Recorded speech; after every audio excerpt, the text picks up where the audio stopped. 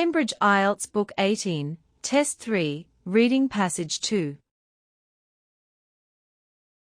The steam car. The successes and failures of the Doble brothers and their steam cars. Paragraph A. When primitive automobiles first began to appear in the 1800s, their engines were based on steam power. Steam had already enjoyed a long and successful career in the railways, so it was only natural that the technology evolved into a miniaturized version, which was separate from the trains. But these early cars inherited steam's weaknesses along with its strengths. The boilers had to be lit by hand, and they required about 20 minutes to build up pressure before they could be driven. Furthermore, their water reservoirs only lasted for about 30 miles before needing replenishment. Despite such shortcomings, these newly designed self-propelled carriages offered quick transportation, and by the early 1900s it was not uncommon to see such machines shuttling wealthy citizens around town. Paragraph B. But the glory days of steam cars were few. A new technology called the internal combustion engine soon appeared, which offered the ability to drive down the road just moments after starting up. At first, these noisy gasoline cars were unpopular because they were more complicated to operate and they had difficult hand crank starters, which were known to break arms when the engines backfired. But in 1912 General Motors introduced the electric starter, and over the following few years steam power was gradually phased out. Paragraph C. Even as the market was declining, four brothers made one last effort to rekindle the technology.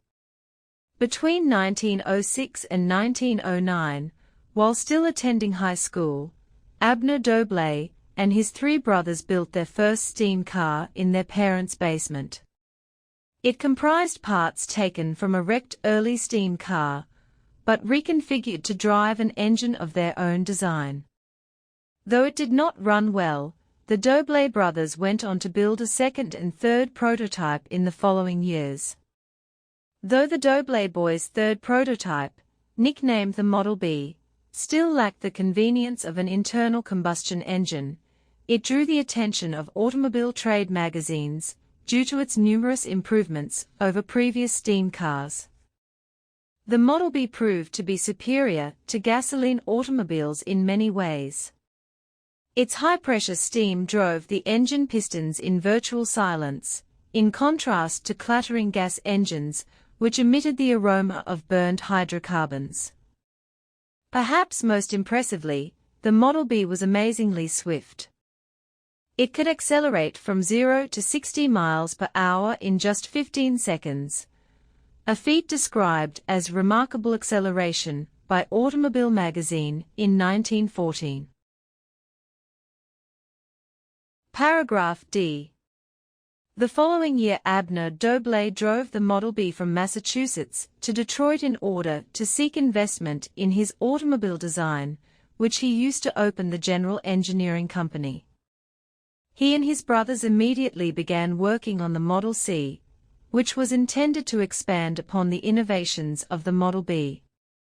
The brothers added features such as a key-based ignition in the cabin, eliminating the need for the operator to manually ignite the boiler. With these enhancements, the Doble's new car company promised a steam vehicle which would provide all of the convenience of a gasoline car, but with much greater speed, much simpler driving controls, and a virtually silent power plant. By the following April, the General Engineering Company had received 5,390 deposits for Doble Detroits, which were scheduled for delivery in early 1918. Paragraph E. Later that year Abner Doble delivered unhappy news to those eagerly awaiting the delivery of their modem new cars. Those buyers who received the handful of completed cars complained that the vehicles were sluggish and erratic, sometimes going in reverse when they should go forward. The new engine design, though innovative, was still plagued with serious glitches. Paragraph F. The brothers made one final attempt to produce a viable steam automobile. In early 1924, the Doble brothers shipped a Model E to New York City to be road-tested by the Automobile Club of America. After sitting overnight in freezing temperatures, the car was pushed out into the road and left to sit for over an hour in the frosty morning air. At the turn of the key, the boiler lit and reached its operating pressure inside of 40 seconds. As they drove the test vehicle further, they found that its evenly distributed weight lent it surprisingly good handling, even though it was so heavy. As the new Doble steamer was further developed and tested, its maximum speed was pushed to over 100 miles per hour, and it achieved about 15 miles per gallon of kerosene with negligible emissions. Paragraph G. Sadly, the Doble's brilliant steam car never was a financial success. Priced at around $18,000 in 1924, it was popular only among the very wealthy.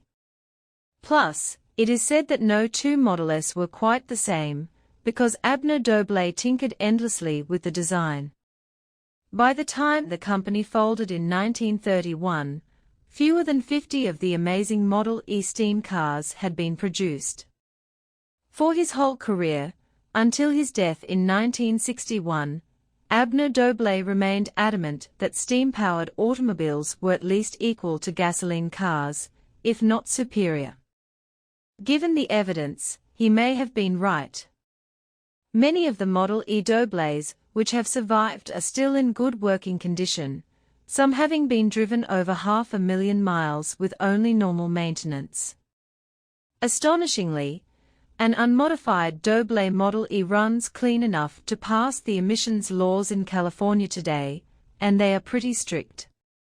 It is true that the technology poses some difficult problems, but you cannot help but wonder how efficient a steam car might be with the benefit of modern materials and computers. Under the current pressure to improve automotive performance and reduce emissions, it is not unthinkable that the steam car may rise again.